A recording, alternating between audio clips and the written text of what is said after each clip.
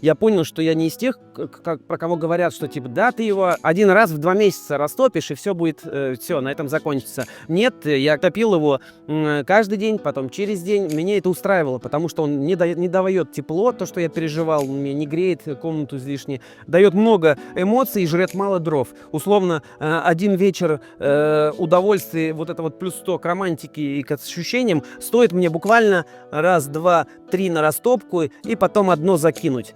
4 полежка стоит мне этот вечер. Конечно, это недорого, конечно, почему бы не воспользоваться такими бонусами, раз уж я потратился на камин, то уж 4 полежка для удовольствия я точно закину туда.